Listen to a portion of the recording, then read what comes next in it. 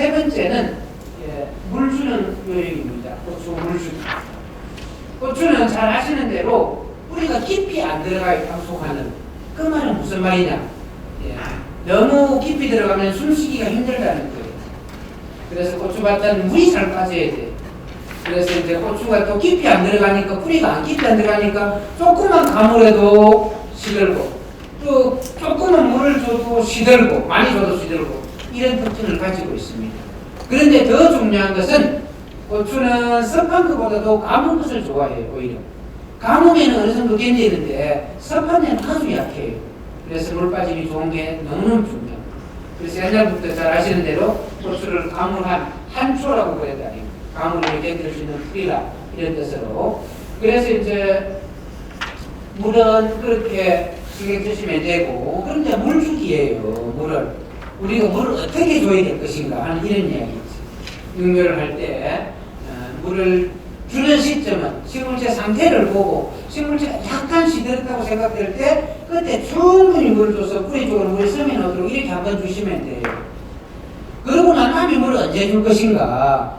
어떤 사장님들은 뭐 이틀 한 번씩 얼마씩을 한 준전씩을 꼭 줘야 된다 이렇게 이야기하시는 분 있고, 어떤 분들은 뭐 사흘에 한 번씩 뭐 나흘에 한 번씩 아니면 매일 줘야 돼 이런 이야기가 있는데 그건 집집마다 달라요.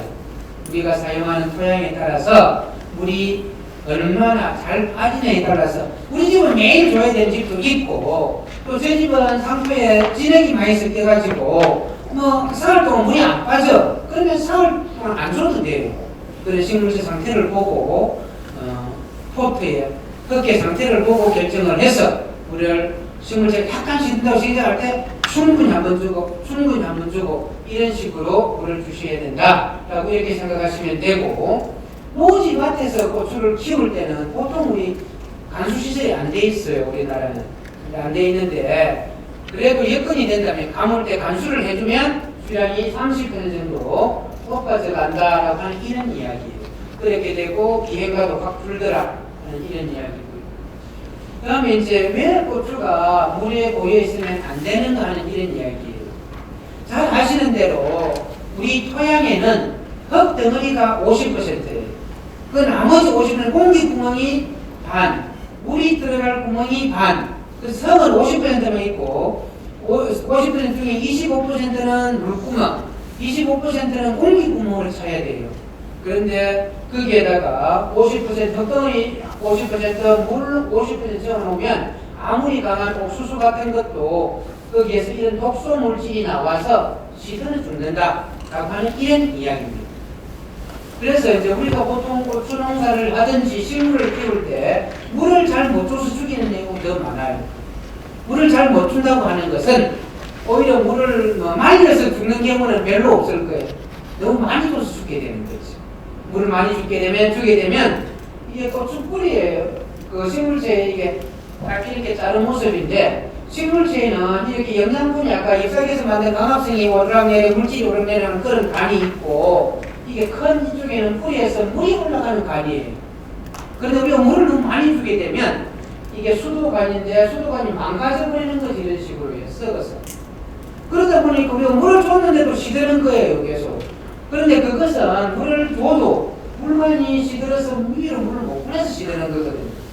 그런데 우리는 시드니까 물이 부족하고 또 주고 하니까 결국에는 뿌리가 이렇게 상해서 죽게 되는 거예요. 그래서 고추도 마찬가지입니다.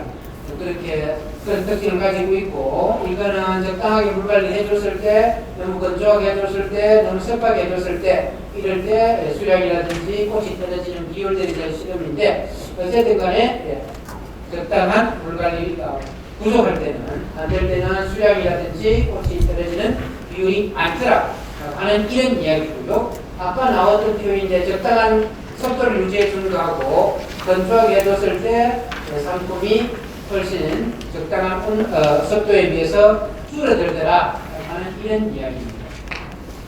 그 다음에 이제 장마기 때 우리가 뿌리가 물에 잠기게 되면 아까 광합성 이야기했다니까요.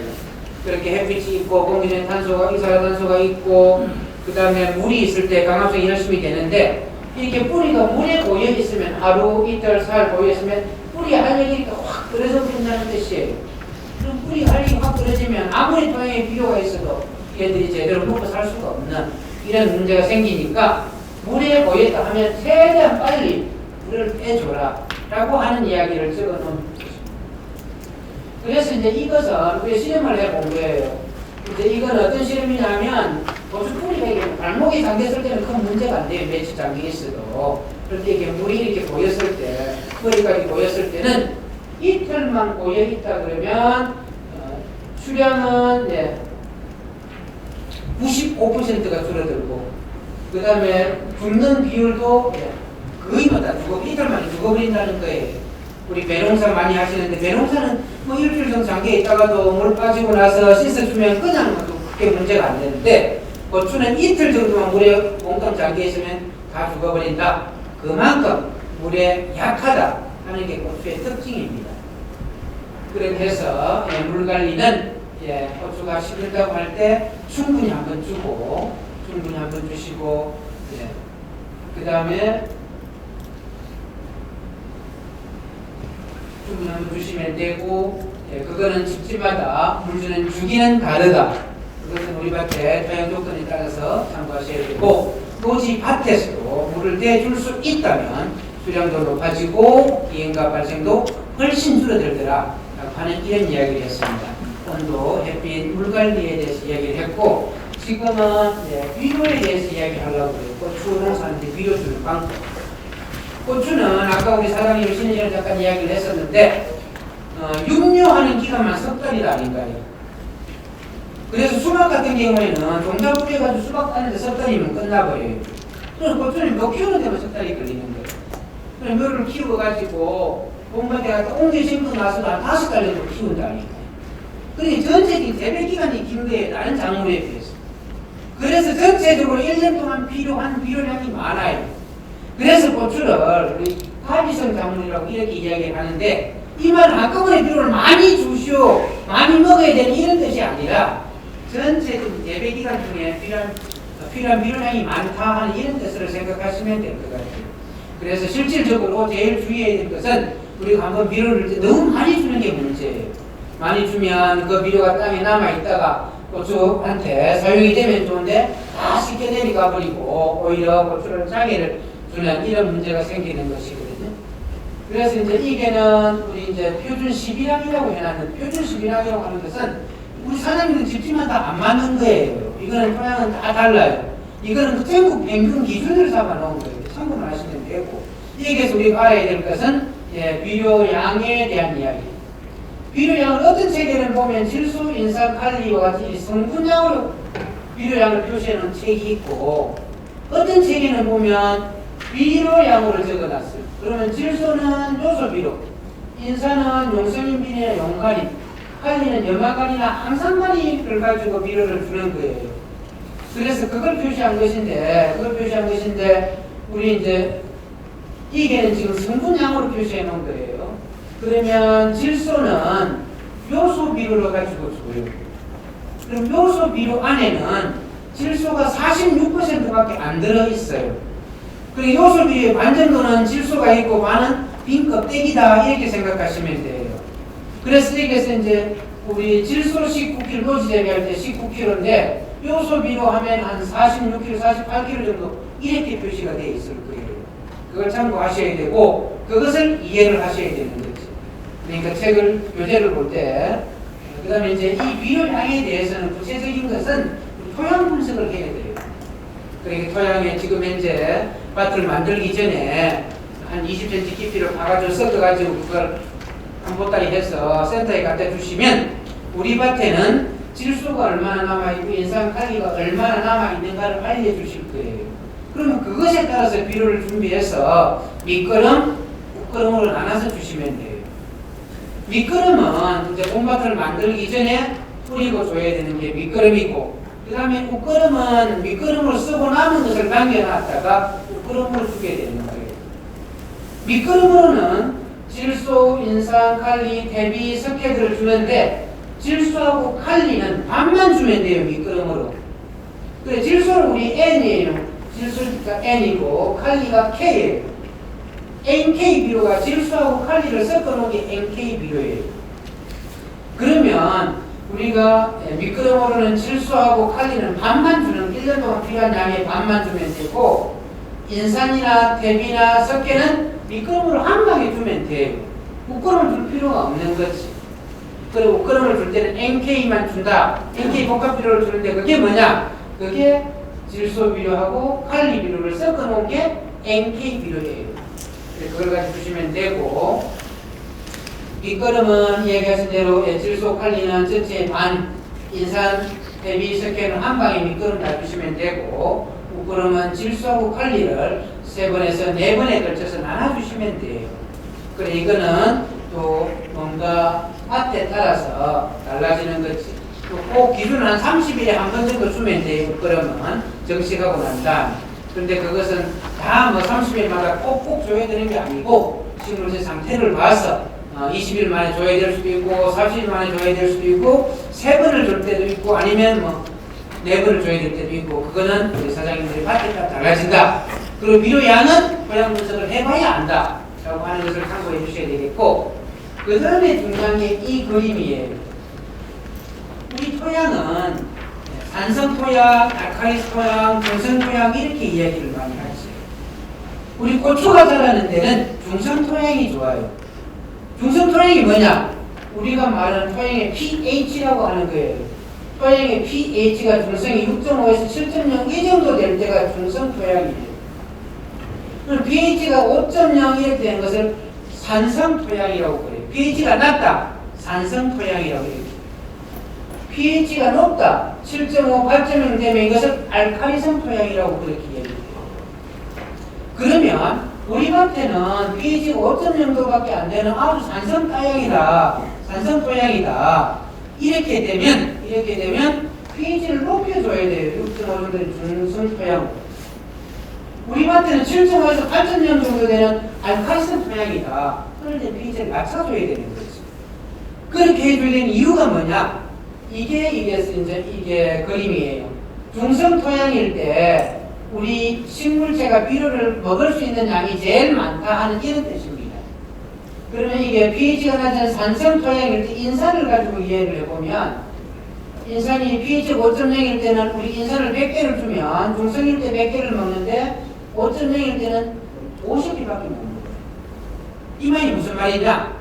우리가 똑같이 비료를 줬는데 우리 밭의 pH 때문에 식물체가 비료를 못 먹는다는 뜻이에요. 그래서 pH를 조정해 줘야 돼요. 그럼 우리 밭이 pH가 낮은 산성 땅이다. 그럼 pH를 어떻게 높여줄 것인가? 예, 끝에 사용하는 것이 석회예요.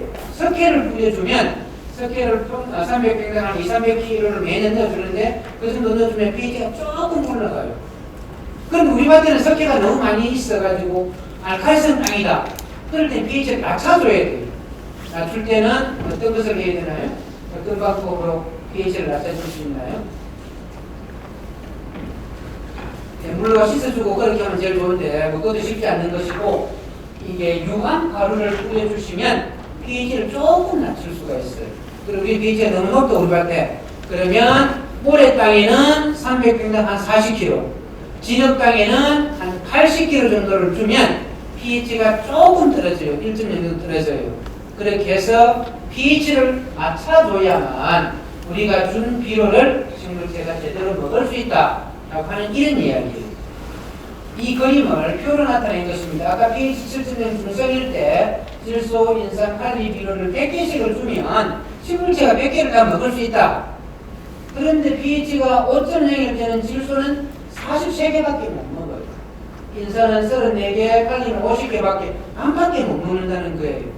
똑같이 비료를 줬는데도 불구하고 우리 밭의 pH 때문에 이렇게 식물체가 비료를 사용할 수 있는 능력이 달라진다 하는 이런 이야기입니다. 그래서 고추는 기본적으로 재배 기간이 길어서 비료량이 많다. 그래서 난주 비료 주는 방법에 대해서 설명을 하겠습니다만 한꺼번에 많이 주는 것이 아니라 적당량을 채소량을 주시면 되고 그 다음에 우리 밭의 pH를 알아야 됩니다. pH를 눈으로 알 수 있는 게 아니에요. 그런 pH메터라고 하는 기계를 가지고 땅에 꼭 찍어보면 pH가 바로 나와요. 그 다음에 흙을 뜨다가 센터에 갖다 주시면 이 밭의 pH는 5.7, 7.0, 6.5 이런 식으로 알려주십니다. 이렇게 해서 우리 밭의 pH를 아셔야 되고, 그 다음에 토양 분석을 통해서 우리 밭의 비료가 얼마나 남아있는가를 알아야 된다라고 하는 것을 참고해 주셔야 되겠고요. 그 다음에 고추 농사 짓는데 토양의 조건이, 우리나라는 땅덩이에 터가지고 뭐 제주도부터 저 뭐 강원도까지 크게 문제는 없어요. 토양에 큰 문제는 없는데, 중국 같은 경우에는 우리 남한의 한 100배 정도 크다니까요. 그러니까 이쪽 저쪽에 막 토양 조건이 다르지. 그래서 이제 고추가 자라기에 좋은 조건은 pH가 6.5 정도 되는 중성 토양, 그 다음에 물이 잘 빠지는 시강토보다는 사양토 쪽으로 더 좋다. 고추밭의 토양의 핵심은 물이 잘 빠지는 게 제일 중요해요. 그 다음에 이제 우리 토양에 대해서 알아야 될 게 이 이야기예요. 토양의 산도, 아까 이야기한 알칼리성, 산성, 땅이라고 하는 것을 나타낼 때 표시하는 게 이제 산도라고 그렇게 하는 것인데, 우리 보통 6.5 정도가 좋다 그랬고요. 그 다음에 유기물 함량, 토양 속에 있는 우리 대비의 함량을 이야기하는 거예요. 이 정도가 있어야 좋다. 그런데 이것도 우리가 눈으로 봐서는 모르는 거예요. 토양 분석을 해야 하는 것이고, 이게 이제 기준 범위이고, 이 정도를 갖춰줘야 되는데, 이거보다 많거나 적으면은 이제 적을 때는 더 주면 되는데, 많을 때는 그걸 씻어내기가 쉽지가 않아요. 그래서 비료를 한꺼번에 많이 주지 마라 라고 하는 이야기고요. 이게서 중요한 거는 CEC라고 하는 거예요. 이게 뭐냐면 쉽게 말해서 토양의 창고예요. 우리가 비료를 주면 그 비료가 바로 식물지가 그냥 바로 이틀 후에 다 먹어버리는 게 아니라 땅속에 보관을 해놨다가 하나하나 식물지가 떼다 먹는다, 이렇게 생각하면 되거든요. 토양에 창고가 어느 정도 있어야 비료를 줬을 때 그 비료가 토양에 남아있는데, 창고가 적으면 비료를 주면 바로 다 씻겨 내려가 버려요. 그게 우리 CEC라고 이렇게 표시하는 거예요. 양이온 지한용량이라고 하는 건데, 그게 10에서 15 정도 돼야 된다. 그럼 이 창고를 키워주는 방법이 중요하다니까. 창고를 키워주는 방법이 거칠은 대비를 누르주는 거예요. 유기물이 이 정도 돼야 창고가 이 정도 되는 거예요. 그럼 대비라고 하면, 우리 또 많은 사장님들이 요즘에는 편하게 농협에서 부대 대비, 가루로 만드는 대비, 그건 대비가 아니에요. 그냥 그거는 화학 비료나 마찬가지이고, 여기서 말하는 대비는 거칠은 됐지. 그 다음에 산에 가서 된 그 풀들을 갖다 넣어주라, 이런 뜻이에요. 그것들이 썩으면서 토양 안에 공기구멍을 만들어주는 거거든요. 공기구멍이 만들어지면서 이렇게 창고가 만들어지는 거예요. 그래서 이 토양에 창고가 크나 적느냐를 가지고 똑같이 비료를 줬는데, 어느 집은 비료가 꾸준히 나타나는데, 어떤 집은 뭐 주나는 별 필요가 없어요. 창고가 작아서 비료가 다 쉽게 내려가 버리거나, 아니면은 너무 창고가 없어가지고 딱 달라붙어가지고 공급이 안 되거나, 두 가지 이유입니다.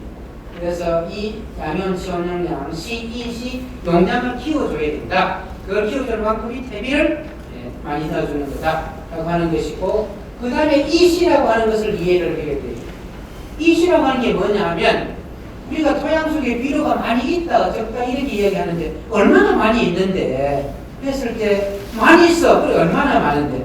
그걸 표시하는 게 EC예요. 이렇게 EC라고 하는 것은 토양 중에 비료의 함량에 따라서 EC가, 비료가 많으면 EC가 높아져 가요. 비료가 없으면 EC가 낮아져 가는데, 우리 고추밭의 토양은 EC 2.0 정도가 표준이에요. 그보다 많으면 너무 비료가 많다. 그러면 뿌리가 찌들어 버려요. 2.0보다 EC가 낮다. 그러면 비료가 많이 부족해요. 어떤 비료가 부족한지는 몰라요. 그거는 질소, 인산칼리, 석회, 이런 어떤 게 부족한지는 분석을 해봐야 알고, EC라고 하는 것을 딱 찍어봤더니만, EC 4.0이다. 그러면 우리 밭에는 기본적으로 비료가 많다. 일단은. 그럼 씻어내줘야 되는 거예요. 퇴비를 넣어가지고 비료를 희석해줘야 되는 거예요. EC가 1.0밖에 안 된다. 그럼 전체적으로 우리 밭에 비료가 좀 모자란다. 어떤 비료가 모자란지를 판단해서 더 넣어줘야 되는 그 기준이 EC예요. 그래서 EC, CEC, 그 다음에 유기물, 토양의 산도, 이런 용어들을 알고 참고를 해주셔야 될 것 같아요. 그런데 이 비료 양에 대해서는 우리 사장님들이 걱정할 필요가 없어요. 토양 분석만 한번 하면 우리 밭에 시위당 얼마만큼 비료를 주시오 라고 처방을 해주니까. 그렇게 해서 온도, 햇빛, 물, 비료, 토양에 대한 이야기를 했었어요. 이 이야기는 우리 고추뿐만 아니라 수박이나 참외나 오이나 다 똑같아요. 그 범위가 좀 다를 뿐이에요.